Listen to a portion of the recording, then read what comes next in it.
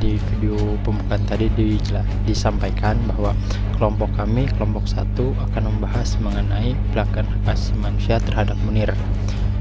Cuma sebelum kita jauh membahas mengenai Munirnya itu sendiri, baik dari kronologi kematian, tersangka, hambatan dan sebagainya, langkah baiknya kita mengetahui dulu dari pengertian HAM-nya itu sendiri seperti apa dan apakah ada undang-undang yang mengaturnya.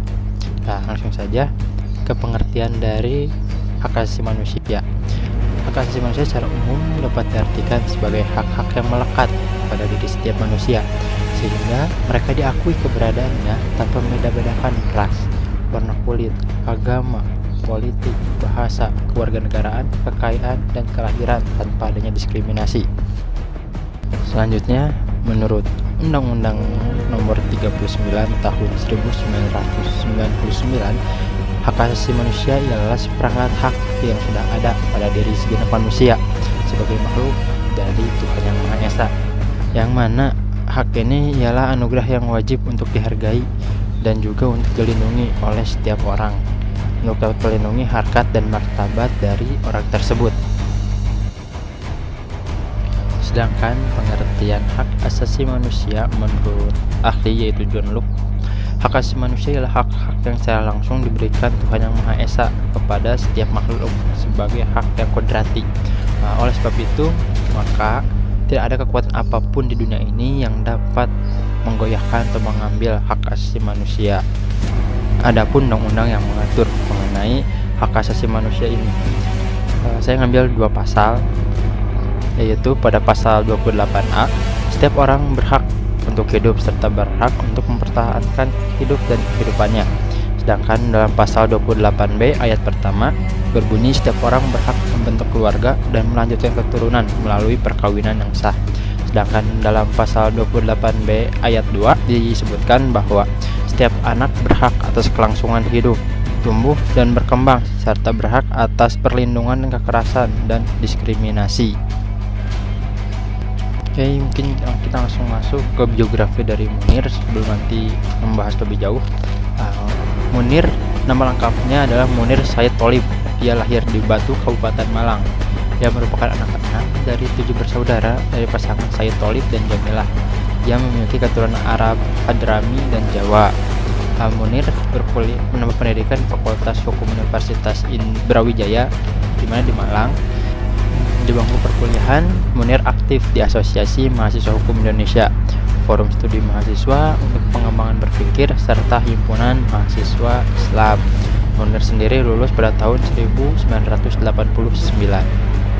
Selain itu, pada tahun 1998, Munir ikut serta mendirikan Komisi untuk Orang Hilang dan Korban Tindak Kekerasan atau yang lebih kita sering kenal yaitu Kontras, sebuah lembaga swadaya masyarakat yang bergerak di bidang hak asasi manusia, terutama penghilangan paksa, pelanggaran hak asasi manusia lainnya.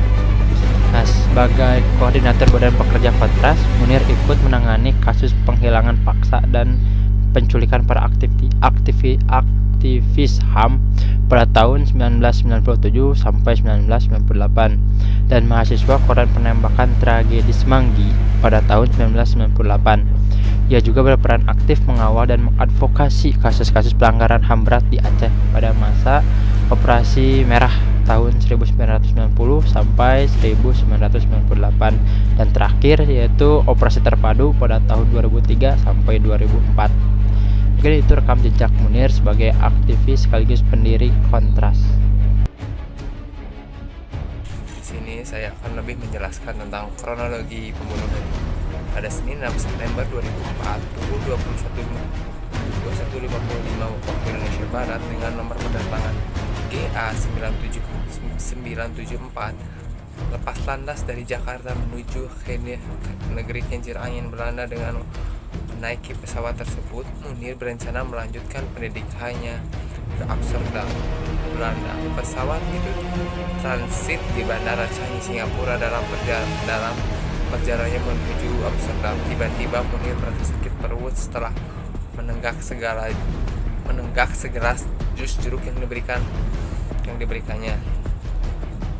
Pada 8 September, Munir sempat diduga sakit sebelum menghembuskan nafas terakhirnya pukul 8.10 waktu setempat, 2 jam sebelum mendarat di Bandara Schiphol, Amsterdam. Menurut kesaksian, setelah pesawat lepas landas dari transitnya di Bandara Changi, Munir sempat beberapa kali ke toilet. Terlihat seperti orang sakit. Dia mendapat pertolongan dari penumpang lain yang berprofesi sebagai dokter. Munir juga dipindahkan ke sebelah bangku dokter dan mendapat perawatan. Tak lama Munir dinyatakan meninggal pada ketinggian 40.000 kaki di atas tanah Rumania.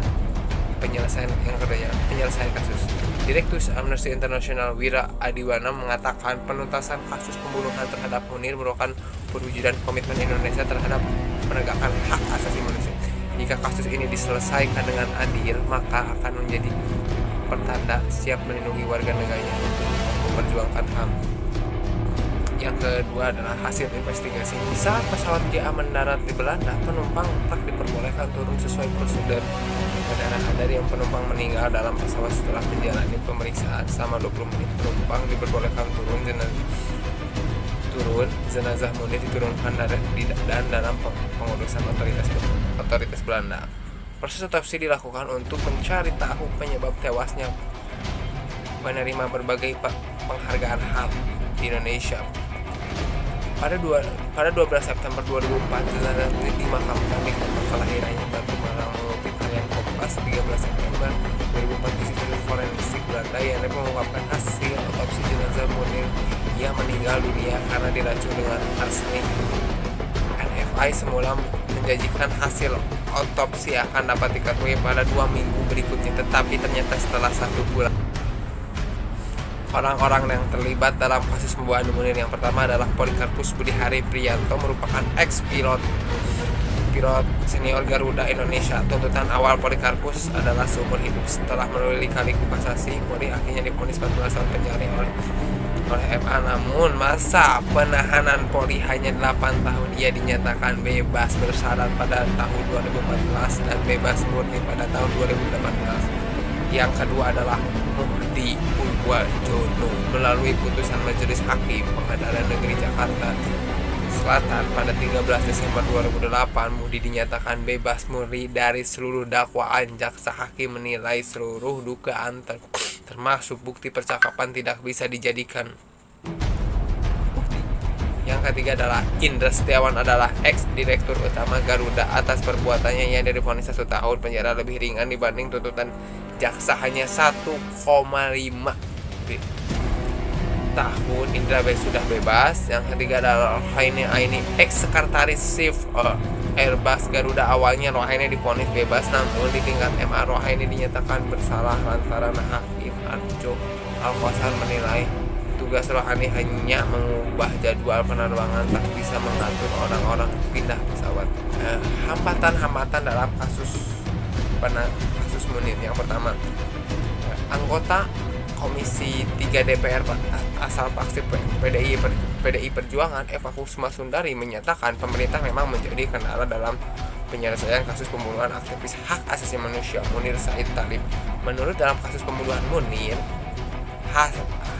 masih ada rantai terputus, tetap dibiarkan tidak ada yang jelas siapa yang dihukum secara sejauh ini, hanya Polikarpus dan Polri. Dan Polri dibawa ke peninjauan atau PK karena data-data pengadilan tidak menunjukkan pembunuhnya. Artinya pembunuhnya masih berkeliaran di sana. Komisi 3 DPR berkali-kali meminta agar Presiden mendirikan pengadilan HAM atau ad hoc, mengatakan jika tidak ada pengadilan HAM ad hoc, Kejaksaan Agung menindaklanjuti hasil pengadilan investigasi Komnas HAM. Kalau Presiden tidak ngapa-ngapain, tetap aja menggantung. Artinya tidak ada yang mampu menyelesaikan berbagai kasus pelanggaran HAM termasuk kasus Munir.